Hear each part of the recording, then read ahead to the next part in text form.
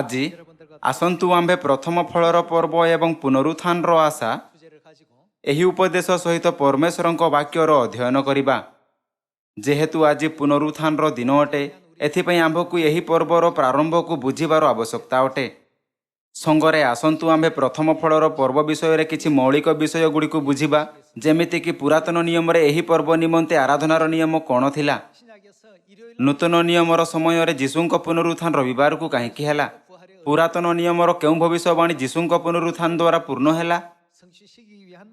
ମୋର ମାନିବା ଅଟେ କି ଆମ୍ଭକୁ ଏହି ସମସ୍ତ ବିଷୟକୁ ବୁଝିବା ଉଚିତ, କାରଣ ଆମ୍ଭେ ପର୍ବର ଲୋକ ଅଟୁ। ସର୍ବପ୍ରଥମେ ଆସନ୍ତୁ ଆମ୍ଭେ ପର୍ବର ଆରମ୍ଭ ଉପରେ ଏକ ନଜର ଦେବା। ପ୍ରାୟ 3500 ବର୍ଷ ପୂର୍ବେ ଇସ୍ରାଏଲୀୟମାନେ ନିସ୍ତାର ପର୍ବ ପାଳନ କଲେ, ଆଉ ସେମାନେ ମିଶରର ଦାସତ୍ୱରୁ ମୁକ୍ତ ହେଲେ। ମୁକ୍ତ ହେବା ପରେ ସେମାନେ ନିସ୍ତାର ପର୍ବର ପରବର୍ତ୍ତୀ ଦିନ ଖମିର ଶୂନ୍ୟ ରୋଟିର ପର୍ବରେ ରାମସେସରେ ଏକତ୍ର ହେଲେ ଏବଂ ପ୍ରସ୍ଥାନ କଲେ। ତେବେ ମିଶରର ରାଜା ଫାରୋ ହଠାତ୍ ଆପଣା ମନ ପରିବର୍ତ୍ତନ କଲା ଏବଂ ଆଜ୍ଞା ଦେଲା କି ଇସ୍ରାଏଲୀୟମାନଙ୍କୁ ଫେରାଇ ଅଣାଯାଉ। ନିସ୍ତାର ପର୍ବର ରାତ୍ରିରେ ସେ ଅନୁଭବ କଲା କି ତାହାକୁ ପରମେଶ୍ୱର ଦ୍ୱାରା ଦଣ୍ଡିତ କରାଯାଇଅଛି ଏବଂ ସେ ଆପଣା ପ୍ରଥମ ଜାତକୁ ମଧ୍ୟ ହରାଇଲା। ପରମେଶ୍ୱରଙ୍କଠାରେ ଭୟପ୍ରାପ୍ତ ହୋଇ ସେ ଇସ୍ରାଏଲୀୟମାନଙ୍କୁ ଯିବାକୁ ଦେଲା। କିନ୍ତୁ ଲୋକମାନେ ତାହାକୁ ପ୍ରଶ୍ନ କଲେ, ଆମ୍ଭକୁ ଆହୁରି ମଧ୍ୟ ଅନେକ ବସ୍ତୁ ପ୍ରସ୍ତୁତ କରିବାର ଅଛି, କିନ୍ତୁ ବର୍ତ୍ତମାନ ତୁମ୍ଭେ ଇସ୍ରାଏଲୀୟମାନଙ୍କୁ ଯିବାକୁ ଦେଲ, ତେଣୁ ଆମ୍ଭେ ଏହି ସମସ୍ତ କାର୍ଯ୍ୟ କରିବା ପାଇଁ ଜନଶକ୍ତି କେଉଁଠୁ ଆଣିବା? ଏହା ଶୁଣିବା କ୍ଷଣି ସେ ଆପଣା ମନ ପରିବର୍ତ୍ତନ କଲା। ସେ ସମସ୍ତ ଇସ୍ରାଏଲୀୟମାନଙ୍କୁ ଫେରାଇ ଆଣିବାକୁ ଆଜ୍ଞା କଲା। ସେ ଆପଣା ରଥ ଏବଂ ସିପାହୀଙ୍କ ସମେତ ଇସ୍ରାଏଲୀୟମାନଙ୍କ ପିଛା କରିବାକୁ ଲାଗିଲା। କିନ୍ତୁ ଏହି ପ୍ରକାର ପୀଡ଼ା ସତ୍ତ୍ୱେ ଇସ୍ରାଏଲୀୟମାନେ ସୁରକ୍ଷିତ ରୂପେ ସୁଫ ସମୁଦ୍ରକୁ ଅତିକ୍ରମ କଲେ। ଯେବେ ସମସ୍ତ ଇସ୍ରାଏଲୀୟମାନେ ସୁଫ ସମୁଦ୍ର ଅତିକ୍ରମ କଲେ, ତେବେ ପରମେଶ୍ୱର ଜଳକୁ ମିସ୍ରୀୟମାନଙ୍କ ଉପରେ ବହିବାକୁ ଦେଲେ। ଏହି ପ୍ରକାର ଇସ୍ରାଏଲୀୟ ସୁରକ୍ଷିତ ରୂପେ ସୁଫ ସମୁଦ୍ରର ଅନ୍ୟ ପାର୍ଶ୍ୱକୁ ଅତିକ୍ରମ କରିପାରିଲେ। ତାହା ଆଜି ଏହି ସମୟ ଥିଲା ଯେବେ ଇସ୍ରାଏଲୀୟ ଭୋର ସମୟରେ ସୁଫ ସମୁଦ୍ରର ସେହି ପାରିକୁ ପହଞ୍ଚିଲେ। ଏହା ପୁନରୁତ୍ଥାନର ଦିନ।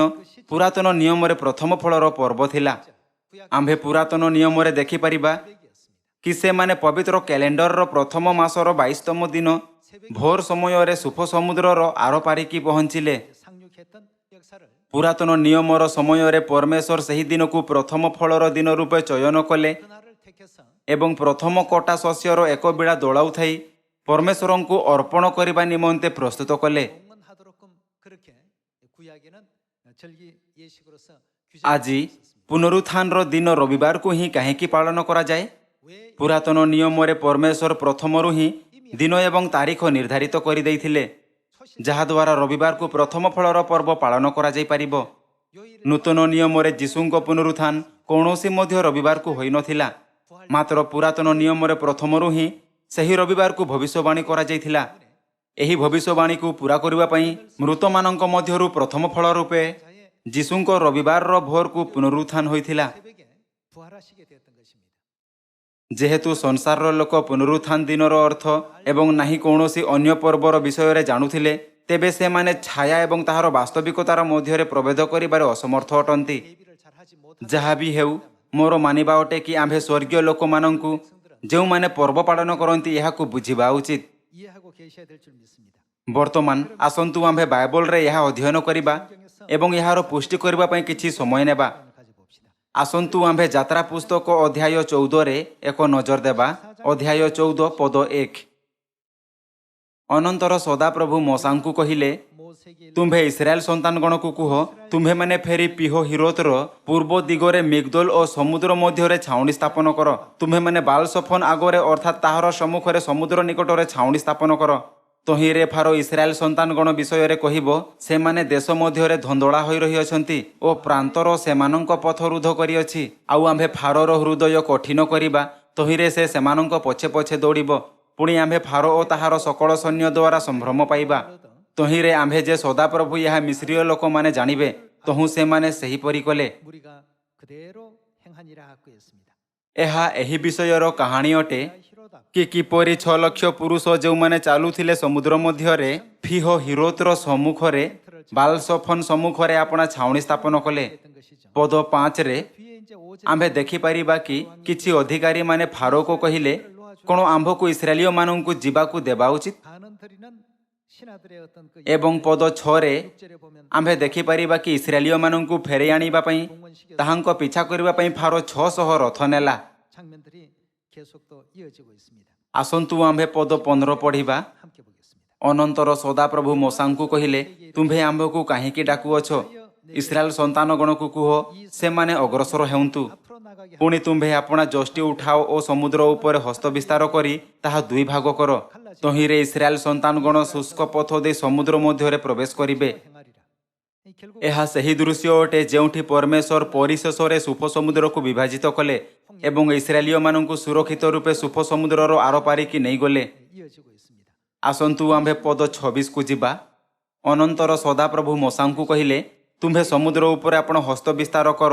ତହିଁରେ ମିଶ୍ରୀୟମାନଙ୍କ ଓ ସେମାନଙ୍କ ରଥ ଓ ଅଶ୍ୱାରୂଢ଼ ଲୋକମାନଙ୍କ ଉପରେ ପୁନର୍ବାର ଜଳ ଆସିବ। ତହୁଁ ମୋଶା ସମୁଦ୍ର ଉପରେ ହସ୍ତ ବିସ୍ତାର କଲେ, ଆଉ ପ୍ରଭାତ ସମୟକୁ ସମୁଦ୍ର ପୁନର୍ବାର ସମାନ ହେବାକୁ ଲାଗିଲା। ତହୁଁ ମିଶ୍ରୀୟମାନେ ଉଜାଣି ପଳାୟନ କରନ୍ତେ ସଦାପ୍ରଭୁ ସମୁଦ୍ର ମଧ୍ୟରେ ସେମାନଙ୍କୁ ନିକ୍ଷେପ କଲେ। ପୁଣି ଜଳ ପୁନର୍ବାର ଆସି ସେମାନଙ୍କ ରଥ ଓ ଅଶ୍ୱାରୂଢ଼ ଲୋକମାନଙ୍କୁ ଆଚ୍ଛାଦନ କଲା। ତହିଁରେ ଫାରୋଙ୍କର ଯେଉଁ ସବୁ ସୈନ୍ୟ ସେମାନଙ୍କ ପଛେ ପଛେ ସମୁଦ୍ର ମଧ୍ୟରେ ପ୍ରବେଶ କରିଥିଲେ, ସେମାନଙ୍କ ମଧ୍ୟରୁ ଜଣେ ଅବଶିଷ୍ଟ ରହିଲା ନାହିଁ। ମାତ୍ର ଇସ୍ରାଏଲ ସନ୍ତାନଗଣ ଶୁଷ୍କ ପଥରେ ସମୁଦ୍ର ମଧ୍ୟ ଦେଇ ଗମନ କଲେ। ପୁଣି ଜଳ ସେମାନଙ୍କ ବାମ ଓ ଦକ୍ଷିଣରେ ପ୍ରାଚୀର ତୁଲ୍ୟ ହେଲା।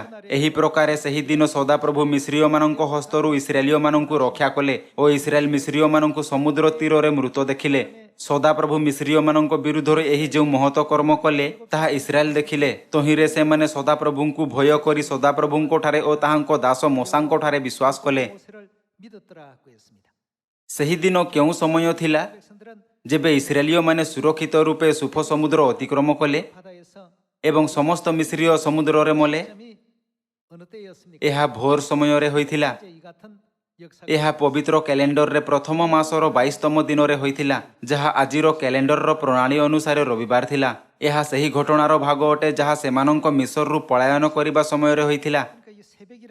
ଯେଉଁ ପ୍ରକାର ଏହି ସମସ୍ତ ରବିବାରକୁ ଭୋର ସମୟରେ ହୋଇଥିଲା, ତାହା ଛାୟା ଥିଲା। ଯେବେ ଆମ୍ଭେ ଛାୟାକୁ ପାଖରୁ ଦେଖିଥାଉ, ତେବେ ଆମ୍ଭେ ସହଜରେ ବୁଝିପାରିବା କି ଏହି ଭବିଷ୍ୟବାଣୀ କିପରି ପୂର୍ଣ୍ଣ ହେଲା। ଆସନ୍ତୁ ଆମ୍ଭେ ଲୁକ୍ ପୁସ୍ତକ ଅଧ୍ୟାୟ 24 ପଦ 1କୁ ଯାଇ ଏହି ବିଷୟର ପୁଷ୍ଟି କରିବା କି କିପରି ଯୀଶୁ ବାସ୍ତବରେ ଏହି ଭବିଷ୍ୟବାଣୀର ଅନୁସାରେ ମୃତମାନଙ୍କ ମଧ୍ୟରୁ ଉତ୍ଥିତ ହେଲେ। ପଦ 1ରେ ଲେଖା ଅଛି, କିନ୍ତୁ ସପ୍ତାହର ପ୍ରଥମ ଦିନର କେଉଁ ସମୟରେ? ଅତି ପ୍ରତ୍ୟୁଷରେ।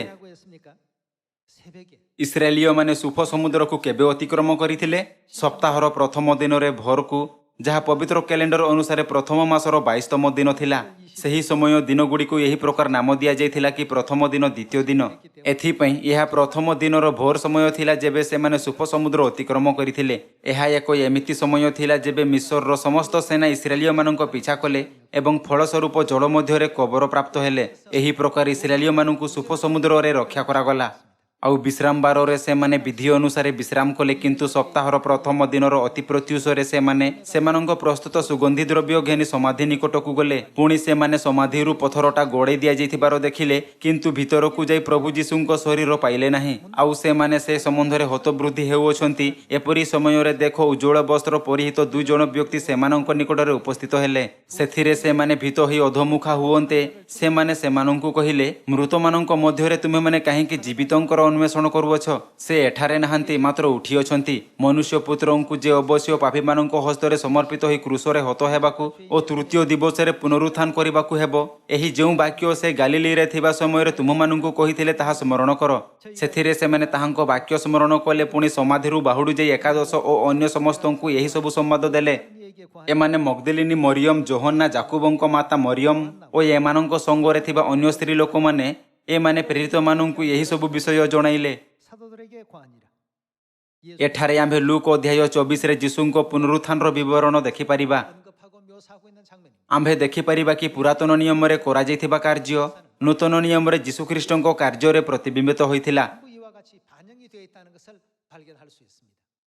ଯେଉଁ ପ୍ରକାର ଇସ୍ରାଏଲୀୟ ମାନେ ପ୍ରଥମ ଦିନର ଭୋରକୁ ସୁପ ସମୁଦ୍ର ଅତିକ୍ରମ କଲେ, 건넜던 것처럼 ସେହି ପ୍ରକାର ପ୍ରଥମ ଦିନ ପ୍ରତ୍ୟୁଷରେ ଯୀଶୁଙ୍କ ପୁନରୁତ୍ଥାନ ହେଲା। 역시 첫날 새벽에 이루어진 역사. ଏହି କାରଣରୁ ପୁରାତନ ନିୟମରେ ପରମେଶ୍ୱର ସପ୍ତାହର ପ୍ରଥମ ଦିନ ପ୍ରଥମ ଫଳର ପର୍ବର ନୈବେଦ୍ୟ ଉତ୍ସର୍ଗ କରିବାର ଏକ ନିୟମ ନିଯୁକ୍ତ କଲେ। 첫날 하나님께 봉헌하도록 ବର୍ତ୍ତମାନ ଆସନ୍ତୁ ଆମ୍ଭେ 속에 그렇게 ମୃତମାନଙ୍କ ମଧ୍ୟରୁ ଯୀଶୁଖ୍ରୀଷ୍ଟଙ୍କ ପୁନରୁତ୍ଥାନକୁ ବୁଝିବା ପାଇଁ 잠자는 자 ପୁରାତନ ନିୟମର ବିଧି ଏବଂ ନୂତନ ନିୟମର ବିଧିକୁ ଦେଖିବା। 신약의 그 예식에 대해서 좀 더 찾아보도록. ଆସନ୍ତୁ ଆମ୍ଭେ ଲେବୀୟ ପୁସ୍ତକ ଅଧ୍ୟାୟ 23 ଉପରେ ଏକ ନଜର ଦେବା। ଅଧ୍ୟାୟ 23 ପଦ 9। 13장 9절의 말씀. ଆହୁରି ସଦାପ୍ରଭୁ ମୋସାଙ୍କୁ କହିଲେ, 모세에게 ତୁମ୍ଭେ ଇସ୍ରାଏଲ ସନ୍ତାନଗଣକୁ କୁହ, ଆମ୍ଭେ ତୁମ୍ଭମାନଙ୍କୁ ଯେଉଁ ଦୋଷ ଦେବା, 너희는 내가 너희 ସେହି ଦେଶରେ ପ୍ରବେଶ କରି ଯେତେବେଳେ ତୁମେମାନେ ଶସ୍ୟ କାଟିବ, ସେତେବେଳେ ତୁମ୍ଭମାନଙ୍କର ପ୍ରଥମ କଟା ଶସ୍ୟର ଏକ ବେଳା ଯାଜକ ନିକଟକୁ ଆଣିବ। 제사장에게 가져 ତହିଁରେ ତୁମ୍ଭମାନଙ୍କ ପକ୍ଷରେ ଗ୍ରାହ୍ୟ ହେବା ନିମନ୍ତେ ସଦାପ୍ରଭୁଙ୍କ ସମ୍ମୁଖରେ ସେହି ବିଡ଼ା ଦଳାଇବ। 연락되도록 କେବେ? ବିଶ୍ରାମ ବାରର ପରଦିନ ଯାଜକ ତାହା ଦଳାଇବ। 이튿날에 하라고 했습니다. ବିଶ୍ରାମ ଦିନ ପରେ କେଉଁ ଦିନ ଅଟେ? ତାହା ସପ୍ତାହର ପ୍ରଥମ ଦିନ ଅଟେ। 첫째 날 ଯେହେତୁ ବିଶ୍ରାମ ଦିନ ସପ୍ତମ ଦିନ ଅଟେ, ତେବେ ପରବର୍ତ୍ତୀ ଦିନ ଯାହା ସପ୍ତମ ଦିନର ପରଦିନ ଅଟେ ପ୍ରଥମ ଦିନ ହେବା ଉଚିତ। 예수 ଯେହେତୁ ମୋସାଙ୍କ କାର୍ଯ୍ୟ ଯୀଶୁଖ୍ରୀଷ୍ଟଙ୍କ କାର୍ଯ୍ୟ ବିଷୟରେ ଭବିଷ୍ୟବାଣୀ ଥିଲା, ଏଥିପାଇଁ ଆମ୍ଭେ ପୁଷ୍ଟି କରିପାରିବା 자는 자 가운데 କି ଏହା ପ୍ରଥମରୁ ହିଁ ଭବିଷ୍ୟବାଣୀ କରାଯାଇଥିଲା 이와 같이 କି ଯୀଶୁଖ୍ରୀଷ୍ଟଙ୍କୁ ମୃତକମାନଙ୍କ ମଧ୍ୟରୁ ପ୍ରଥମ ଫଳ ରୂପେ ସପ୍ତାହର ପ୍ରଥମ ଦିନ ରବିବାରକୁ ପୁନର୍ଜୀବିତ ହେବାର ଥିଲା। 실을 우리 ଏଥିପାଇଁ ପ୍ରଥମ ଫଳ ପର୍ବର ନୈବେଦ୍ୟ କେବେ ଦିଆଯିବା ଉଚିତ, ଯାହାଦ୍ୱାରା ତାହା ପରମେଶ୍ୱର ଦ୍ୱାରା ଗ୍ରହଣଯୋଗ୍ୟ ହୋଇପାରିବ? 했다고요. ଏହା ବିଶ୍ରାମ ଦିନର ପରଦିନ ହେବା ଉଚିତ। 반드시 이것을 ଏହା ପର୍ବ ନିମନ୍ତେ ନିର୍ଦ୍ଧାରିତ ତାରିଖ ଥିଲା। 이렇게 정해져 있습니다. ଏହା ନୂତନ ନିୟମରେ ଅନିୟମିତତା ଭାବରେ ହୋଇନଥିଲା, କିନ୍ତୁ ଏହାକୁ ପୁରାତନ ନିୟମର ସମୟରେ ପ୍ରଥମରୁ ହିଁ ନିଯୁକ୍ତ କରାଯାଇଥିଲା। ଆଉ ନୂତନ ନିୟମରେ ଭବିଷ୍ୟବାଣୀ ସପ୍ତାହର ସେହି ଦିନ ପୂର୍ଣ୍ଣ ହୋଇଥିଲା। ମାତ୍ର ଲୋକମାନେ ମିଥ୍ୟା କଥା କହନ୍ତି, ପୁରାତନ ନିୟମରେ ବିଶ୍ରାମ ଦିନ ଶନିବାର ପାଳନ କରାଯାଇଥିଲା, କିନ୍ତୁ ନୂତନ ନିୟମରେ ଏହାକୁ ରବିବାର ଆରାଧନାରେ ପରିବର୍ତ୍ତନ କରିଦିଆଗଲା, କାରଣ ଯୀଶୁଙ୍କ ପୁନରୁତ୍ଥାନ ଦିନ ଅଧିକ ମହତ୍ତ୍ୱପୂର୍ଣ୍ଣ ଅଟେ। କିନ୍ତୁ ପୁରାତନ ନିୟମରେ ପ୍ରଥମ ଫଳର ନୈବେଦ୍ୟ ପ୍ରଥମରୁ ହିଁ ସପ୍ତାହର ପ୍ରଥମ ଦିନ ପରମେଶ୍ୱରଙ୍କୁ ଉତ୍ସର୍ଗ କରାଯାଉଥିଲା। ଏହା ପ୍ରଥମ ଫଳର ପର୍ବରେ ନିହିତ ଅର୍ଥ ଅଟେ। ନୂତନ ନିୟମରେ ପ୍ରଥମ ଫଳର ପର୍ବ ପୁନରୁତ୍ଥାନର ଦିନ ଅଟେ। ପୁନରୁତ୍ଥାନର ଦିନ 3500 ବର୍ଷ ପୂର୍ବେ ମୋସାଙ୍କ ସମୟରୁ ଯୀଶୁଙ୍କ ସମୟ ପର୍ଯ୍ୟନ୍ତ ପ୍ରତିବର୍ଷ ସର୍ବଦା ରବିବାରକୁ ବିଶ୍ରାମ ଦିନର ପରଦିନ ପାଳନ କରାଯାଇଥିଲା। ଆସନ୍ତୁ ଆମ୍ଭେ ପଦ 12 ସହିତ ଜାରି ରଖିବା। ପୁଣି ଯେଉଁ ଦିନ ତୁମ୍ଭେମାନେ ସେହି ବିଡ଼ା ଦଳାଇବ, ସେହି ଦିନ ତୁମ୍ଭେମାନେ ସଦାପ୍ରଭୁଙ୍କ ଉଦ୍ଦେଶ୍ୟରେ ହୋମ ନିମନ୍ତେ ପ୍ରଥମ ବର୍ଷୀୟ ନିଖୁଣ ଏକ ମେଷବତ୍ସ ଉତ୍ସର୍ଗ କରିବ। ପୁଣି ଐଫାର 2 ଦଶମାଂଶ ତୈଳ ମିଶ୍ରିତ ସରୁ ମଇଦା ତହିଁର ଭକ୍ଷ୍ୟ ନୈବେଦ୍ୟ ହେବ। ତାହା ତୁଷ୍ଟିଜନକ ଅଘ୍ରାଣାର୍ଥେ ସଦାପ୍ରଭୁଙ୍କ ଉଦ୍ଦେଶ୍ୟରେ ଅଗ୍ନିକୃତ ଉପହାର ହେବ। ଆଉ ଏକ ହିନ୍ ଦ୍ରାକ୍ଷାରସର ଚତୁର୍ଥାଂଶ ତହିଁର ପେୟ ନୈବେଦ୍ୟ ହେବ। ପୁଣି ତୁମ୍ଭେମାନେ ଯେଉଁ ଦିନ ଯାଏ ପରମେଶ୍ୱରଙ୍କ ଉଦ୍ଦେଶ୍ୟରେ ଏହି ଉପହାର ଆଣିନାହଁ, ସେହି ଦିନ ଯାଏ ତୁମ୍ଭେମାନେ ରୋଟି କି ଭଜା ଶସ୍ୟ କି ଛିଣ୍ଡା ସିସା ଖାଇବ ନାହିଁ। ତୁମ୍ଭମାନଙ୍କର ସମୁଦାୟ ନିବାସ ସ୍ଥାନରେ ଏହା ପୁରୁଷାନୁକ୍ରମେ ପାଳନୀୟ ଅନନ୍ତକାଳୀନ ବିଧି ହେବ। 자, 이 규례 속에서도 ପ୍ରଥମ ଫଳ ଦିନର ନୈବେଦ୍ୟ କେବେ ଉତ୍ସର୍ଗ କରିବା ଉଚିତ? 언제요? 안식. ଏହାକୁ ଗ୍ରହଣୀୟ ହେବା ନିମନ୍ତେ ବିଶ୍ରାମ ଦିନର ପରଦିନ ପରମେଶ୍ୱରଙ୍କ ସମ୍ମୁଖରେ ଦଳାଇବାର ନିୟମ ଥିଲା। 그리고 곡물의 첫 ଯେହେତୁ ସେମାନେ ପ୍ରଥମ ଦଳା ଶସ୍ୟର ଏକ ବେଳା ଉତ୍ସର୍ଗ କରୁଥିଲେ, ତେଣୁ ସେହି ପର୍ବର ନାମ ପ୍ରଥମ ଫଳର ପର୍ବ ରଖାଗଲା। 되죠. 열매실장 해서 이제 초실절이라는 ଯୀଶୁଖ୍ରୀଷ୍ଟ ଲେବୀୟ ପୁସ୍ତକ ଅଧ୍ୟାୟ 23ରେ 전해지고 있습니다. ବିଶ୍ରାମ ଦିନର ପରଦିନ ପରମେଶ୍ୱରଙ୍କ ସମ୍ମୁଖରେ ଦୋଳନୀୟ ପ୍ରଥମ ଫଳର ନୈବେଦ୍ୟର ଭବିଷ୍ୟବାଣୀକୁ ପୂରା କଲେ। 날에 흔드는 이 제물은 실상 예수 그리스도께서 예언 성취를 ଆସନ୍ତୁ ଆମ୍ଭେ ପ୍ରଥମ କରିନ୍ଥିଓର ପୁସ୍ତକ ଅଧ୍ୟାୟ 15ରେ ଏହାର ଉତ୍ତର ଖୋଜିବା। 보도록 하겠습니다. ପ୍ରଥମ କରିନ୍ଥିଓ ଅଧ୍ୟାୟ 15 ପଦ 12। ଏଣୁ ଖ୍ରୀଷ୍ଟ ଯେ ମୃତମାନଙ୍କ ମଧ୍ୟରୁ ଉତ୍ଥିତ ହୋଇଅଛନ୍ତି, ଏହା ଯଦି ପ୍ରଚାର କରାଯାଉଅଛି, 그날 ତେବେ ମୃତମାନଙ୍କର ପୁନରୁତ୍ଥାନ ନାହିଁ ବୋଲି ତୁମମାନଙ୍କ ମଧ୍ୟରେ କେହି କେହି କିପରି କହନ୍ତି? 하느냐라고 했습니다. ଏଠାରେ ଏହା ଯୀଶୁଖ୍ରୀଷ୍ଟଙ୍କ ପୁନରୁତ୍ଥାନର ବ୍ୟାଖ୍ୟା କରିଥାଏ। 16절에 ଆସନ୍ତୁ ଆମ୍ଭେ ପଦ 16 ଦେଖିବା। 죽은 자가 다시 ତେଣୁ ଯଦି ମୃତମାନେ ଉତ୍ଥିତ ନ ହୁଅନ୍ତି, ତେବେ ଖ୍ରୀଷ୍ଟ ମଧ୍ୟ ଉତ୍ଥିତ ହୋଇନାହାନ୍ତି। ଆଉ ଯଦି ଖ୍ରୀଷ୍ଟ ଉତ୍ଥିତ ହୋଇନାହାନ୍ତି, 것이 없다면 ତେବେ ତୁମ୍ଭମାନଙ୍କର ବିଶ୍ୱାସ ନିଷ୍ଫଳ, ଆଉ ତୁମ୍ଭେମାନେ ଏହା ପର୍ଯ୍ୟନ୍ତ ଆପଣା ଆପଣା ପାପରେ ଅଛ। ତାହାହେଲେ ଯେଉଁମାନେ ଖ୍ରୀଷ୍ଟଙ୍କଠାରେ ମହାନିଦ୍ରା ପ୍ରାପ୍ତ ହୋଇଅଛନ୍ତି, ସେମାନେ ମଧ୍ୟ ବିନଷ୍ଟ ହୋଇଅଛନ୍ତି। ଯଦି କେବଳ ଏହି ଜୀବନ ନିମନ୍ତେ ଆମ୍ଭେମାନେ ଖ୍ରୀଷ୍ଟଙ୍କ ଠାରେ ଭରସା ରଖିଅଛୁ, ତେବେ ସମସ୍ତ ମନୁଷ୍ୟଙ୍କ ଠାରୁ ଆମ୍ଭେମାନେ ଦୁର୍ଭାଗ୍ୟ। କିନ୍ତୁ ପ୍ରକୃତରେ ଖ୍ରୀଷ୍ଟ ମହାନିଦ୍ରା ପ୍ରାପ୍ତ ଲୋକମାନଙ୍କର ପ୍ରଥମ ଫଳ ସ୍ୱରୂପେ ମୃତମାନଙ୍କ ମଧ୍ୟରୁ କ'ଣ ହୋଇଅଛନ୍ତି? ଉତ୍ଥିତ ହୋଇଅଛନ୍ତି।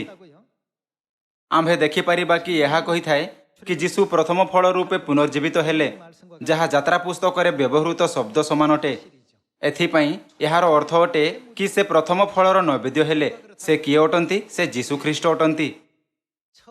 ବାଇବଲ କହିଥାଏ, ପ୍ରଥମ ଶସ୍ୟର ଏକ ବିଡ଼ା ପରମେଶ୍ୱରଙ୍କ ସମ୍ମୁଖରେ ଦଳାଅ କି ତାହା ଗ୍ରହଣଯୋଗ୍ୟ ହେବ। କେଉଁ ଦିନ? ବିଶ୍ରାମ ଦିନର ପରଦିନ। ଯେହେତୁ ବିଶ୍ରାମ ଦିନ ସପ୍ତମ ଦିନ ଅଟେ, ତେବେ ପରଦିନ କେଉଁ ଦିନ ଅଟେ? ଏହା ପ୍ରଥମ ଦିନ ଅଟେ। ସେମାନଙ୍କୁ ପ୍ରଥମ ଦିନରେ ଏହା ପରମେଶ୍ୱରଙ୍କ ସମ୍ମୁଖରେ ଦଳାଇବାର ଥିଲା, ଯାହାଦ୍ୱାରା ଏହାକୁ ଗ୍ରହଣ କରାଯାଇପାରିବ। ଯେହେତୁ ଯୀଶୁଖ୍ରୀଷ୍ଟ ପ୍ରଥମ ଫଳ ପର୍ବର ନୈବେଦ୍ୟ ହେଲେ, ତେଣୁ ତାଙ୍କୁ ପ୍ରଥମ ଦିନ ରବିବାରକୁ ମୃତମାନଙ୍କ ମଧ୍ୟରୁ ପୁନରୁତ୍ଥିତ ହେବାର ଥିଲା। ସମ୍ପୂର୍ଣ୍ଣ ବାଇବଲରେ ଏକ ଅନ୍ୟ ସହିତ ଯୋଡ଼ି ହୋଇଥିବା ବିଭିନ୍ନ ଯୋଡ଼ା ବାକ୍ୟ ଅଛି, କିନ୍ତୁ ଯେଉଁମାନେ ପର୍ବକୁ ବୁଝନ୍ତି ନାହିଁ, ସେମାନେ ଏହା ମଧ୍ୟ ଜାଣନ୍ତି ନାହିଁ କି କାହିଁକି ରବିବାରକୁ ଯୀଶୁଙ୍କ ପୁନରୁତ୍ଥାନ ହୋଇଥିଲା। ଏଥିପାଇଁ ସେମାନେ ଲୋକମାନଙ୍କୁ ବିଭ୍ରାନ୍ତିକର ଭାବରେ କହନ୍ତି, ଆମ୍ଭକୁ ରବିବାର ଆରାଧନା କରିବା ଉଚିତ, କାରଣ ଏହି ଦିନ ଯୀଶୁଙ୍କ ପୁନରୁତ୍ଥାନ ହୋଇଥିଲା। ଏଥିପାଇଁ ଏହା ବିଶ୍ରାମ ଦିନଠୁ ମଧ୍ୟ ଅଧିକ ମହତ୍ତ୍ୱପୂର୍ଣ୍ଣ ଅଟେ। ସ୍ୱର୍ଗୀୟ ପିତା ଓ ମାତା ଆମ୍ଭକୁ ସିଓନରେ ଆହ୍ୱାନ କରିଛନ୍ତି, ଯେଉଁଠି ପର୍ବ ପାଳନ କରାଯାଏ, ଏବଂ ଆମ୍ଭକୁ ପ୍ରଥମ ଫଳର ପର୍ବକୁ ବୁଝିବାକୁ ଦେଇଛନ୍ତି। କ'ଣ ଏହି ପ୍ରକାରେ ଆମ୍ଭେ ଏହା ବୁଝିପାରିବା ନାହିଁ କି କାହିଁକି ଯୀଶୁ ଖ୍ରୀଷ୍ଟଙ୍କୁ ରବିବାରକୁ ହିଁ ପୁନର୍ଜୀବିତ ହେବାର ଥିଲା? ଯୀଶୁ ପ୍ରଥମ ଫଳ ଦିନର ନୈବେଦ୍ୟର ବାସ୍ତବିକତା ଅଟନ୍ତି। ଯେହେତୁ ତାଙ୍କୁ ଛାୟା ଅର୍ଥାତ୍ ଭବିଷ୍ୟବାଣୀକୁ ପୂରା କରିବାର ଥିଲା, ଏଥିପାଇଁ ତାଙ୍କୁ ବିଶ୍ରାମ ଦିନର ପରଦିନ ଅର୍ଥାତ୍ ପ୍ରଥମ ଦିନ ମୃତମାନଙ୍କ ମଧ୍ୟରୁ ପୁନର୍ଜୀବିତ ହେବାର ଥିଲା। ଏଥିପାଇଁ ବାଇବଲ ଆମ୍ଭକୁ ଶିଖାଇଥାଏ କି ଯେଉଁମାନେ ନିଦ୍ରାଗତ ହୋଇଥିଲେ, ସେମାନଙ୍କ ମଧ୍ୟରେ ସେ ପ୍ରଥମ ଫଳ ହେଲେ। ବର୍ତ୍ତମାନ ଆସନ୍ତୁ ଆମ୍ଭେ ପ୍ରଥମ କରିନ୍ଥିୟର ପୁସ୍ତକ ଅଧ୍ୟାୟ 15 ପଦ 50କୁ ଯାଇ ପୁନରୁତ୍ଥାନ ସମ୍ବନ୍ଧରେ ପରମେଶ୍ୱରଙ୍କ ଇଚ୍ଛାର ଅଧ୍ୟୟନ କରିବା ପାଇଁ କିଛି ସମୟ ନେବା।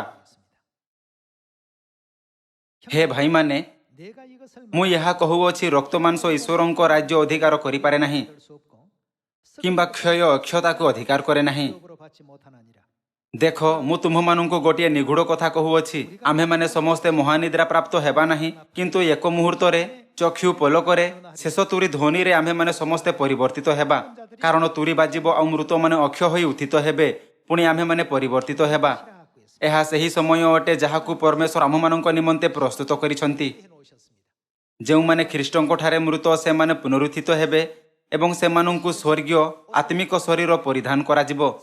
ଆଉ ଆମ୍ଭେମାନେ ମଧ୍ୟ ଯେଉଁମାନେ ଜୀବିତ ଏବଂ ବଞ୍ଚି ରହିବା, ପରିବର୍ତ୍ତିତ ହେବା ଏବଂ ଆତ୍ମିକ ଶରୀର ପରିଧାନ କରି ସର୍ବଦା ନିମନ୍ତେ ଅନନ୍ତ ଜୀବନ ଏବଂ ଆଶୀର୍ବାଦର ଆନନ୍ଦ ନେବା ପାଇଁ ପରମେଶ୍ୱରଙ୍କ ଅନନ୍ତ ରାଜ୍ୟକୁ ଯିବା। ପ୍ରଥମ ଚର୍ଚ୍ଚର ସନ୍ତାନମାନଙ୍କ ପାଖରେ ଏହି ଆଶା ଥିଲା। ଆମ୍ଭମାନଙ୍କ ପାଖରେ ମଧ୍ୟ ଆଜି ସେହି ଆଶା ଅଛି। ନିଃସନ୍ଦେହ ଧାର୍ମିକମାନଙ୍କ ପୁନରୁତ୍ଥାନ ଏବଂ ଅଧାର୍ମିକମାନଙ୍କ ପୁନରୁତ୍ଥାନ ଅଛି। ଏଥିପାଇଁ କ'ଣ ଏହା ଆବଶ୍ୟକ ନୁହେଁ କି ଆମ୍ଭେ ସମସ୍ତେ ଧାର୍ମିକମାନଙ୍କ ପୁନରୁତ୍ଥାନରେ ଭାଗ ନେବା? ଆସନ୍ତୁ ଆମ୍ଭେ ଜାଣିବା କି ପ୍ରଥମ ଥେସଲୋନିକୀୟର ପୁସ୍ତକ ଅଧ୍ୟାୟ 4ରେ ବାଇବଲ କ'ଣ କହିଥାଏ। ପଦ 13, ହେ ଭାଇମାନେ, ଭରସାହୀନ ଅନ୍ୟ ସମସ୍ତଙ୍କ ପରି ତୁମେମାନେ ଯେପରି ଶୋକାକୁଳ ନ ହୁଅ, ଏଥିନିମନ୍ତେ ମହାନିଦ୍ରା ପ୍ରାପ୍ତ ଲୋକମାନଙ୍କ ବିଷୟରେ ତୁମେମାନେ ଯେ ଅଜ୍ଞ ଥାଅ, ଏହା ଆମ୍ଭମାନଙ୍କର ଇଚ୍ଛା ନୁହେଁ। କାରଣ ଯଦି ଆମ୍ଭେମାନେ ବିଶ୍ୱାସ କରୁ ଯେ ଯୀଶୁ ମରି ପୁନର୍ବାର ଉଠିଅଛନ୍ତି, ତେବେ ଈଶ୍ୱର ଯେ ଯୀଶୁଙ୍କ ଦ୍ୱାରା ମହାନିଦ୍ରା ପ୍ରାପ୍ତ ଲୋକମାନଙ୍କୁ ସେହି ପ୍ରକାରେ ତାହାଙ୍କ ସଙ୍ଗରେ ଆଣିବେ, ଏହା ମଧ୍ୟ ବିଶ୍ୱାସ କରିବା ଉଚିତ। ଯେଣୁ ଆମ୍ଭେମାନେ ପ୍ରଭୁଙ୍କ ବାକ୍ୟାନୁସାରେ ତୁମମାନଙ୍କୁ ଏହା କହୁଅଛୁ, ଆମ୍ଭେମାନେ ଯେତେ ଲୋକ ପ୍ରଭୁଙ୍କ ଆଗମନ ପର୍ଯ୍ୟନ୍ତ ଜୀବିତ ରହି ଅବଶିଷ୍ଟ ଥିବୁ, ଆମ୍ଭେମାନେ କୌଣସି ପ୍ରକାରେ ମହାନିଦ୍ରା ପ୍ରାପ୍ତ ଲୋକମାନଙ୍କର ଅଗ୍ରଗାମୀ ହେବୁ ନାହିଁ। କାରଣ ପ୍ରଭୁ ଆପେ ଆଦେଶ ଦେଇ ପ୍ରଧାନ ଦୂତଙ୍କ ସ୍ୱର ଓ ଈଶ୍ୱରଙ୍କ ତୁରୀବାଦ୍ୟ ସହିତ ସ୍ୱର୍ଗରୁ ଅବତରଣ କରିବେ। ସେଥିରେ ଯେଉଁମାନେ ଖ୍ରୀଷ୍ଟଙ୍କ ଠାରେ ଥାଇ ମରିଅଛନ୍ତି, ସେମାନେ ପ୍ରଥମରେ ଉଠିବେ। ପରେ ଆମ୍ଭେମାନେ ଯେତେ ଲୋକ ଜୀବିତ ରହି ଅବଶିଷ୍ଟ ଥିବୁ, ପ୍ରଭୁଙ୍କ ସହିତ ସାକ୍ଷାତ କରିବା ନିମନ୍ତେ ଆମ୍ଭେମାନେ ସେମାନଙ୍କ ସହ ମେଘମାଳାରେ ଶୂନ୍ୟମଣ୍ଡଳକୁ ନୀତ ହେବୁ। ଏହି ପ୍ରକାରେ ଆମ୍ଭେମାନେ ସର୍ବଦା ପ୍ରଭୁଙ୍କ ସହିତ ରହିବୁ। ଅତଏବ ଏହି ସମସ୍ତ ବାକ୍ୟ ଦ୍ୱାରା ତୁମେମାନେ ପରସ୍ପରକୁ ସାନ୍ତ୍ୱନା ଦିଅ। କ'ଣ ଏହି ଗୌରବମୟ କ୍ଷଣ ନିଶ୍ଚିତ ରୂପେ ଶୀଘ୍ର ଆସିବ ନାହିଁ? ଯେଉଁଦିନ ପରମେଶ୍ୱର ଆମ୍ଭେ ଆପଣା ସନ୍ତାନମାନଙ୍କୁ ନେଇଯିବା ପାଇଁ ଏହି ପୃଥିବୀକୁ ଆସିବେ, ତେବେ ଯେଉଁମାନେ ଜୀବିତ ଥାଇ ଖ୍ରୀଷ୍ଟଙ୍କୁ ଗ୍ରହଣ କରିବେ ପରିବର୍ତ୍ତିତ ହେବେ। ଆଉ ଯେଉଁମାନେ ମୃତ୍ୟୁ ପରେ ଖ୍ରୀଷ୍ଟଙ୍କୁ ଗ୍ରହଣ କରିବେ, ସେମାନଙ୍କୁ ପୁନରୁତ୍ଥାନର ଆଶୀର୍ବାଦ ଦିଆଯିବ ଏବଂ ଆତ୍ମିକ ଶରୀର ପରିଧାନ କରାଯିବ। 거하게 될 것입니다. ଏଥିପାଇଁ ପୁନରୁତ୍ଥାନ ଆମ୍ଭକୁ ଆଶା ଦେଇଥାଏ, 우리 신앙 ଯାହା ଆମ୍ଭର ବିଶ୍ୱାସର ଏକ ମହତ୍ତ୍ୱପୂର୍ଣ୍ଣ ଭାଗ ଅଟେ। 중에 한 부분이라고 얘기해집니다. ସଂସାରରେ ଲୋକମାନେ ଚିନ୍ତା କରନ୍ତି କି ମୃତ୍ୟୁ ପରେ ସବୁ କିଛି ଶେଷ ହୋଇଯାଏ, କିନ୍ତୁ କ'ଣ ଆତ୍ମିକ ଦୁନିଆରେ ଶେଷ ହେବା ପରି କୌଣସି ବସ୍ତୁ ଅଛି? 있습니까? ଯେବେ କାହାରି ମୃତ୍ୟୁ ହୋଇଥାଏ ତେବେ ତାହା ସମାପ୍ତ ହୁଏ ନାହିଁ, ମାତ୍ର ଦ୍ୱିତୀୟ ପ୍ରାରମ୍ଭ ତାହାର ପ୍ରତୀକ୍ଷା କରୁଅଛି। ଯେଉଁମାନେ ଅଧାର୍ମିକମାନଙ୍କ ପୁନରୁତ୍ଥାନରେ ଭାଗ ନେବେ, 지옥에서 ସେମାନଙ୍କ ପାଇଁ ସେହି ସମୟରୁ ଅନନ୍ତ କାଳର ନରକରେ ଅନନ୍ତ ପୀଡ଼ା ଆରମ୍ଭ ହୁଏ। 이제 시작이 되는 것입니다. କ'ଣ ଏହା ମଧ୍ୟ ଲେଖା ନାହିଁ କି ଯେଉଁମାନେ ଧାର୍ମିକମାନଙ୍କ ପୁନରୁତ୍ଥାନରେ ଭାଗ ନେବେ, 그래서 ସେମାନେ ସ୍ୱର୍ଗର ଅନନ୍ତ ସ୍ୱର୍ଗ ଲୋକରେ ଖ୍ରୀଷ୍ଟଙ୍କ ସହିତ ଅନନ୍ତ ଜୀବନ ଓ ଖୁସିର ଆନନ୍ଦ ନେବେ? 복락을 누린다고 되어 있지 않습니까? ଏଥିପାଇଁ ଆମ୍ଭେ ସମସ୍ତଙ୍କୁ ପରମେଶ୍ୱରଙ୍କ ବାକ୍ୟର ଅଧ୍ୟୟନ କରିବା ପାଇଁ 더욱더 ସ୍ୱୟଂକୁ ସମର୍ପିତ କରିବା ଉଚିତ। ଆଉ ଆପଣା ପୁରା ଜୀବନରେ ପରମେଶ୍ୱରଙ୍କ ବାକ୍ୟର ଆଜ୍ଞାକାରିତାରେ ଅଧିକ ଧାର୍ମିକ, ଈଶ୍ୱରୀୟ ଏବଂ ପବିତ୍ର ଜୀବନ ଯାପନ କରିବା ଦ୍ୱାରା ପରମେଶ୍ୱରଙ୍କ ଗୌରବ କରିବା ଉଚିତ। 반드시 되어야 되겠습니다. ବର୍ତ୍ତମାନ ଆସନ୍ତୁ ଆମ୍ଭେ କିଛି ବିଷୟ ଉପରେ ଏକ ନଜର ଦେବା, ଯାହା ନୂତନ ନିୟମରେ ପୁନରୁତ୍ଥାନର ଦିନରେ ହୋଇଥିଲା। 몇 가지를 살펴보도록 하겠습니다. ଆସନ୍ତୁ ଆମ୍ଭେ ଲୁକ୍ ପୁସ୍ତକ ଅଧ୍ୟାୟ 24 ପଦ 13 ଦ୍ୱାରା ପଢ଼ିବା। ଲୁକ୍ ଅଧ୍ୟାୟ 24 ପଦ 13ରେ ଲେଖା ଅଛି, 누가복음 24장 13절에 ସେହିଦିନ ସେମାନଙ୍କ ମଧ୍ୟରୁ 2 ଜଣ, ସେହିଦିନ ପୁନରୁତ୍ଥାନର ଦିନ ଅଟେ, ଯେଉଁଦିନ ଯୀଶୁଖ୍ରୀଷ୍ଟ ପୁନରୁତ୍ଥିତ ହୋଇଥିଲେ। 바로 그 부활절 ଆଉ ଦେଖ, ସେହିଦିନ ସେମାନଙ୍କ ମଧ୍ୟରୁ 2 ଜଣ ଜେରୁସାଲେମ ଠାରୁ ପ୍ରାୟ 4 କୋଶ ଦୂରବର୍ତ୍ତୀ ଇମାୟୁ ଗ୍ରାମକୁ ଯାଉଥିଲେ 해야 되는 엠마오라 하는 ଓ ଏହି ସମସ୍ତ ଘଟଣା ବିଷୟରେ ପରସ୍ପର କଥାବାର୍ତ୍ତା କରୁଥିଲେ। 이야기하더라. ସେମାନେ କଥାବାର୍ତ୍ତା ଓ ବାଦାନୁବାଦ କରୁଥିବା ସମୟରେ ଯୀଶୁ ଆପେ ସେମାନଙ୍କ ନିକଟକୁ ଆସି ସେମାନଙ୍କ ସଙ୍ଗେ ସଙ୍ଗେ ଗମନ କରିବାକୁ ଲାଗିଲେ, କିନ୍ତୁ ସେମାନଙ୍କର ଚକ୍ଷୁ ଏପରି ରୁଦ୍ଧ ହୋଇଥିଲା ଯେ ସେମାନେ ତାହାଙ୍କୁ ଚିହ୍ନି ପାରିଲେ ନାହିଁ। 못하더라고 했습니다. ଯେଉଁଦିନ ଯୀଶୁଖ୍ରୀଷ୍ଟ ପୁନରୁତ୍ଥିତ ହୋଇଥିଲେ, ସେହିଦିନ ବହୁତ ଆଶ୍ଚର୍ଯ୍ୟଜନକ ଘଟଣା ଘଟିଥିଲା। ଯେବେ 2 ଜଣ ଶିଷ୍ୟ ଇମାୟୁ ନାମକ ଗ୍ରାମକୁ ଯାଉଥିଲେ, ସେମାନେ ଯୀଶୁଙ୍କ ସହିତ କଥାବାର୍ତ୍ତା କଲେ। ଯଦିଓ ଯୀଶୁ ସେମାନଙ୍କ ଠିକ୍ ପାଖରେ ଥିଲେ, କିନ୍ତୁ ସେମାନେ ଯୀଶୁଙ୍କୁ ଚିହ୍ନି ପାରିଲେ ନାହିଁ। 몰라봤습니다. ଆସନ୍ତୁ ଆମ୍ଭେ ପଦ 17କୁ ଯିବା। ସେ ସେମାନଙ୍କୁ ପଚାରିଲେ, ତୁମେମାନେ ଚାଲୁ ଚାଲୁ ଯେଉଁ ସମସ୍ତ ବିଷୟ ପରସ୍ପର କଥାବାର୍ତ୍ତା କରୁଅଛ, ସେ ସବୁ କ'ଣ? ସେଥିରେ ସେମାନେ ବିଷର୍ଣ୍ଣ ମୁଖରେ ଠିଆ ହୋଇ ରହିଲେ। ଆଉ ସେମାନଙ୍କ ମଧ୍ୟରୁ କ୍ଲେୟୋପା ନାମକ ଜଣେ ତାହାଙ୍କୁ ଉତ୍ତର ଦେଲେ, 하여 가로되 ଜେରୁସାଲେମସ୍ଥ ପ୍ରବାସୀମାନଙ୍କ ମଧ୍ୟରୁ ଆପଣ କ'ଣ ଏକାକୀ ସେ ସ୍ଥାନର ଏ କେତେକ ଦିନର ଘଟଣା ଜାଣନ୍ତି ନାହିଁ? ସେ ସେମାନଙ୍କୁ ପଚାରିଲେ, କି ପ୍ରକାର ଘଟଣା? ସେମାନେ ତାହାଙ୍କୁ କହିଲେ, ନାଜୋରିତୀୟ ଯୀଶୁଙ୍କ ବିଷୟ। ସେ ଈଶ୍ୱର ଓ ସମସ୍ତ ଲୋକଙ୍କ ଦୃଷ୍ଟିରେ କର୍ମରେ ଓ ବାକ୍ୟରେ ଜଣେ ଶକ୍ତିଶାଳୀ ଭାବବାଦୀ ଥିଲେ। ଆଉ ଆମ୍ଭମାନଙ୍କର ପ୍ରଧାନ ଯାଜକ ଓ ଅଧ୍ୟକ୍ଷମାନେ କିପରି ତାହାଙ୍କୁ ପ୍ରାଣଦଣ୍ଡ ଭୋଗିବାକୁ ସମର୍ପଣ କରି ତାହାଙ୍କୁ କ୍ରୁଶରେ ବଧ କଲେ, ଏ ସମସ୍ତ ବିଷୟ। କିନ୍ତୁ ଯେ ଇସ୍ରାଏଲକୁ ମୁକ୍ତ କରିବେ, ସେ ଯେ ଏହି ବ୍ୟକ୍ତି, ତାହା ଆମ୍ଭେମାନେ ଆଶା କରିଥିଲୁ। ମାତ୍ର ଏହା ଛଡ଼ା ଏ ସମସ୍ତ ଘଟିବାର ଆଜିକି 3 ଦିନ ହେଲା। ଆହୁରି ମଧ୍ୟ ଆମ୍ଭମାନଙ୍କ ମଧ୍ୟରୁ କେତେକ ସ୍ତ୍ରୀ ଲୋକ ଆମ୍ଭମାନଙ୍କୁ ଆଚମ୍ବିତ କରିଅଛନ୍ତି। ସେମାନେ ପ୍ରତ୍ୟୁଷରେ ସମାଧି ନିକଟକୁ ଯାଇଥିଲେ, ଆଉ ତାହାଙ୍କ ଶରୀର ନ ପାଇ ଆସି କହିଲେ ଯେ ସେମାନେ ଦୂତମାନଙ୍କର ଦର୍ଶନ ମଧ୍ୟ ପାଇଅଛନ୍ତି, ଓ ସେହି ଦୂତମାନେ କହିଲେ ଯେ ସେ ଜୀବିତ ଅଛନ୍ତି। ଆଉ ଆମ୍ଭମାନଙ୍କ ସଙ୍ଗୀମାନଙ୍କ ମଧ୍ୟରୁ କେହି କେହି ସମାଧି ନିକଟକୁ ଯାଇ ସ୍ତ୍ରୀ ଲୋକମାନେ ଯେପରି କହିଥିଲେ ସେପରି ଦେଖିଲେ, କିନ୍ତୁ ତାହାଙ୍କୁ ଦେଖିଲେ ନାହିଁ। 보지 못하였느니라. ସେଥିରେ ସେ ସେମାନଙ୍କୁ କହିଲେ, 사대 ହେ ନିର୍ବୋଧମାନେ ଓ ଭାବବାଦୀମାନଙ୍କ ଦ୍ୱାରା କଥିତ ସମସ୍ତ ବାକ୍ୟରେ ବିଶ୍ୱାସ କରିବାକୁ ଶିଥିଳଚିତ୍ତମାନେ, 가 이런 고난을 ଏହି ସମସ୍ତ ଦୁଃଖ ଭୋଗ କରି ଆପଣା ମହିମାରେ ପ୍ରବେଶ କରିବା କ'ଣ ଖ୍ରୀଷ୍ଟଙ୍କର ଆବଶ୍ୟକ ନଥିଲା? 이에 모세 ପୁଣି ମୋଶା ଓ ସମସ୍ତ ଭାବବାଦୀଙ୍କ ଠାରୁ ଆରମ୍ଭ କରି ସମସ୍ତ ଧର୍ମଶାସ୍ତ୍ରରେ ଆପଣା ସମ୍ବନ୍ଧୀୟ କଥା ସେ ସେମାନଙ୍କୁ ବୁଝାଇ ଦେଲେ। 자세히 설명하시니 ଆଉ ସେମାନେ ଯେଉଁ ଗ୍ରାମକୁ ଯାଉଥିଲେ ସେଥିର ନିକଟବର୍ତ୍ତୀ ହୁଅନ୍ତେ ସେ ଆହୁରି ଆଗକୁ ଯିବାର ଭାବ ଦେଖାଇଲେ। କିନ୍ତୁ ସେମାନେ ତାହାଙ୍କୁ ବଳାଇ କହିଲେ, ଆମ୍ଭମାନଙ୍କ ସଙ୍ଗରେ ରହନ୍ତୁ, କାରଣ ସନ୍ଧ୍ୟା ହୋଇ ଆସୁଅଛି ଓ ବେଳ ଗଡ଼ିଗଲାଣି। ସେଥିରେ ସେ ସେମାନଙ୍କ ସହିତ ରହିବାକୁ ଘର ଭିତରକୁ ଗଲେ। ଆଉ ସେମାନଙ୍କ ସହିତ ଭୋଜନରେ ବସିଲା ଉତ୍ତାରେ ସେ ରୋଟି ଘେନି ଆଶୀର୍ବାଦ କଲେ, ପୁଣି ତାହା ଭାଙ୍ଗି ସେମାନଙ୍କୁ ଦେବାକୁ ଲାଗିଲେ। 주심에 ତହିଁରେ ସେମାନଙ୍କ ଚକ୍ଷୁ ଉନ୍ମୁକ୍ତ ହେଲା ଓ ସେମାନେ ତାହାଙ୍କୁ ଚିହ୍ନିଲେ, ଆଉ ସେ ସେମାନଙ୍କ ଦୃଷ୍ଟିରୁ ଅନ୍ତର୍ହିତ ହେଲେ। 이라고 했습니다. 자, 이 ଯେଉଁଦିନ ଯୀଶୁଖ୍ରୀଷ୍ଟ ପୁନରୁତ୍ଥିତ ହୋଇଥିଲେ, ସେ ସେହି 2 ଜଣ ଶିଷ୍ୟଙ୍କ ସମ୍ମୁଖରେ ପ୍ରକଟ ହୋଇଥିଲେ, 나타나시고 ଯେଉଁମାନେ ଇମାୟୁର ପଥରେ ଥିଲେ। ଏଠାରେ ଏକ ଅଦ୍ଭୁତ ଘଟଣା ଘଟିଲା। ସେ ପୁନରୁତ୍ଥାନ ଦିନର ରୋଟି ଭାଙ୍ଗି ସେମାନଙ୍କ ଆତ୍ମିକ ଚକ୍ଷୁ ଖୋଲିଲେ। 놀라운 일이 또 발생이 되었습니다. ଆସନ୍ତୁ ଆମ୍ଭେ ପୁଣି ଥରେ ପଦ 31 ପଢ଼ିବା। ତହିଁରେ ସେମାନଙ୍କ ଚକ୍ଷୁ ଉନ୍ମୁକ୍ତ ହେଲା ଓ ସେମାନେ ତାହାଙ୍କୁ ଚିହ୍ନିଲେ, ଆଉ ସେ ସେମାନଙ୍କ ଦୃଷ୍ଟିରୁ ଅନ୍ତର୍ହିତ ହେଲେ। ସେଥିରେ ସେମାନେ ପରସ୍ପର କହିଲେ, ଯେତେବେଳେ ପଥ ମଧ୍ୟରେ ସେ ଆମ୍ଭମାନଙ୍କ ସଙ୍ଗରେ କଥାବାର୍ତ୍ତା କରୁଥିଲେ ଓ ଆମ୍ଭମାନଙ୍କୁ ଧର୍ମଶାସ୍ତ୍ର ବୁଝାଉଥିଲେ, ସେତେବେଳେ କ'ଣ ଆମ୍ଭମାନଙ୍କ ହୃଦୟ ଉତ୍ତପ୍ତ ହେଉନଥିଲା? ଆଉ ସେମାନେ ସେହି ଦଣ୍ଡରେ ଉଠି ଜେରୁସାଲେମକୁ ବାହୁଡ଼ି ଯାଇ ସମବେତ ହୋଇଥିବା ଏକାଦଶଙ୍କୁ ଓ ସେମାନଙ୍କ ସଙ୍ଗୀମାନଙ୍କୁ ଦେଖିଲେ। 말하기를 주께서 ସେମାନେ କହୁଥିଲେ, ପ୍ରଭୁ ନିଶ୍ଚୟ ଉଠିଅଛନ୍ତି ଓ ସିମୋନଙ୍କୁ ଦର୍ଶନ ଦେଇଅଛନ୍ତି। 자, 이것이 이제 ଏହା 2000 ବର୍ଷ ପୂର୍ବେ ପୁନରୁତ୍ଥାନର ଦିନରେ ହୋଇଥିଲା। 있었던 사건들이었습니다. ପରମେଶ୍ୱରଙ୍କ ଶିକ୍ଷା ଅନୁସାରେ ନୂତନ ନିୟମର ସମସ୍ତ ସତ୍ୟଗୁଡ଼ିକୁ ପୁନଃସ୍ଥାପିତ କରିବା ପାଇଁ 따라서 ଯେମିତି ପ୍ରଥମ ଚର୍ଚ୍ଚରେ ଦେଖାଗଲା, 회복해 주시기 위해서 ପିତା ଏହି ଯୁଗରେ ମାତାଙ୍କ ସହିତ ଦ୍ୱିତୀୟ ଥର ପ୍ରକଟ ହେଲେ। 두 번째 등장하시고 ସେମାନେ ଆମ୍ଭକୁ ପୁନରୁତ୍ଥାନ ଦିନର ରୋଟି ଠିକ୍ ସେମିତି ହିଁ ଦେଲେ ଯେମିତି ସେମାନେ 2000 ବର୍ଷ ପୂର୍ବେ ଦେଇଥିଲେ। ଲେଖା ଅଛି, ଯେବେ ସେ ତାହା ଭାଙ୍ଗିଲେ ଓ ସେମାନଙ୍କୁ ଦେଲେ, ସେମାନଙ୍କ ଆତ୍ମିକ ଚକ୍ଷୁ ଖୋଲିଗଲା ଏବଂ ସେମାନେ ତାଙ୍କୁ ଚିହ୍ନି ପାରିଲେ। ପୁନରୁତ୍ଥାନର ଦିନକୁ ପୁରାତନ ନିୟମରେ ପ୍ରଥମ ଫଳର ପର୍ବ କୁହାଯାଉଥିଲା। ନୂତନ ନିୟମରେ ଯୀଶୁଖ୍ରୀଷ୍ଟ ମୃତମାନଙ୍କ ମଧ୍ୟରୁ ଉତ୍ଥିତ ହୋଇଥିବା 초실절에 ପ୍ରଥମ ବ୍ୟକ୍ତି ରୂପେ ପ୍ରଥମ ଫଳ ଦିନର ଭବିଷ୍ୟବାଣୀକୁ ପୁରା କଲେ। 죽은 자들 가운데 ମୃତମାନଙ୍କ ମଧ୍ୟରେ ସେ ପ୍ରଥମ ଫଳ ହେଲେ। 잠자는 자의 ପୁରାତନ ନିୟମ ଓ ନୂତନ ନିୟମ ଉଭୟ ଦ୍ୱାରା 예언을 이제 성취시키시고 ଆମ୍ଭେ ବୁଝିପାରିବା 초실절 절기에 କି ଯୀଶୁ ପ୍ରଥମ ଫଳ ଦିନର ନୈବେଦ୍ୟ ହେଲେ 성경의 모든 그 가르침 ଏବଂ ତାହାର ଭବିଷ୍ୟବାଣୀକୁ ପୁରା କଲେ। 살펴볼 수 있는 내용이 되겠습니다. 그리고 ଆମ୍ଭେ ଦେଖିପାରିବା କି ପୁରାତନ ନିୟମରେ ପ୍ରଥମରୁ ହିଁ ଏହି ବିଷୟର ସାକ୍ଷ୍ୟ ଦିଆଯାଇଥିଲା 이미 구약에서 କି ଏହି ସମସ୍ତ ରବିବାରକୁ ହେବ। ଠିକ୍ ଯେମିତି ପ୍ରଥମ ଫଳର ପର୍ବ ସର୍ବଦା ରବିବାରକୁ ପାଳନ କରାଯାଉଥିଲା, 반드시 이 ଏହାକୁ କୌଣସି ଅନ୍ୟ ଦିନ ପାଳନ କରାଯାଇପାରିବ ନାହିଁ। 다른 날에 하는 것이 아닙니다. ଏହାକୁ ପୁରାତନ ନିୟମରେ ମଧ୍ୟ ବିଶ୍ରାମ ଦିନର ପରଦିନ ପାଳନ କରିବା ପାଇଁ ପ୍ରଥମରୁ ହିଁ ନିଯୁକ୍ତ କରାଯାଇଥିଲା। ଏଥିପାଇଁ ପୁନରୁତ୍ଥାନର ଦିନ ନୂତନ ନିୟମରେ ସ୍ଥାପିତ ଏକ ନୂତନ ପର୍ବ ନଥିଲା, କିନ୍ତୁ ବାସ୍ତବରେ ଏହା ସର୍ବଦା ପୁରାତନ ନିୟମରେ ରବିବାରକୁ ପାଳନ କରାଯାଉଥିଲା। 예배가 이루어져 왔습니다. ସାପ୍ତାହିକ ପର୍ବ ବିଶ୍ରାମ ଦିନ ବିଷୟରେ କହିବା ତେବେ ତାହା ମଧ୍ୟ ସେହି ସମୟ ପାଳନ କରାଯାଉଥିଲା। 이루어졌고 ବାର୍ଷିକ ପର୍ବଗୁଡ଼ିକ ବିଷୟରେ କହିବା ତେବେ ପରମେଶ୍ୱର ଆଜ୍ଞା ଦେଲେ କି ପ୍ରଥମ ଫଳର ପର୍ବ ରବିବାରକୁ ପାଳନ କରାଯାଉ। 그래서 ଏହାକୁ 3500 ବର୍ଷ ପୂର୍ବେ ଏହି ପ୍ରକାର ସ୍ଥାପିତ କରାଯାଇଥିଲା। ତଥାପି ମଧ୍ୟ ମିଥ୍ୟା ଚର୍ଚ୍ଚ ରବିବାରର ଆରାଧନାକୁ ଠିକ୍ ବିବେଚିତ କରିବା ପାଇଁ ମିଥ୍ୟା କହନ୍ତି। 이런 이제 କ'ଣ ବର୍ତ୍ତମାନ ଆମ୍ଭେ ସମସ୍ତଙ୍କୁ ଏହାର ଜ୍ଞାନ ରଖିବା ଉଚିତ ନୁହେଁ? ଜ୍ଞାନ ନ ହେବା କାରଣରୁ ପରମେଶ୍ୱରଙ୍କ ଲୋକମାନଙ୍କ କ'ଣ ହୋଇଥାଏ? ଯେହେତୁ ବାଇବଲ କହିଥାଏ କି ସେ ସମସ୍ତେ ବିନଷ୍ଟ ହେବେ, ତେଣୁ ଆମ୍ଭେ ଲୋକମାନଙ୍କୁ ଏହା ଜାଣିବାକୁ ଦେବା ଉଚିତ। 줘야 되겠습니다. ଆମ୍ଭେ ସେମାନଙ୍କୁ ଏହା ଜଣାଇବାର ଆବଶ୍ୟକତା ଅଟେ କି ଯୀଶୁଖ୍ରୀଷ୍ଟ ପ୍ରଥମ ଫଳ ପର୍ବର ନୈବେଦ୍ୟ ହେଲେ, ଯାହାକୁ ପ୍ରଥମରୁ ହିଁ ମୋଶାଙ୍କ ସମୟରୁ ରବିବାରକୁ ପାଳନ କରିବା ପାଇଁ ନିଯୁକ୍ତ କରାଯାଇଥିଲା।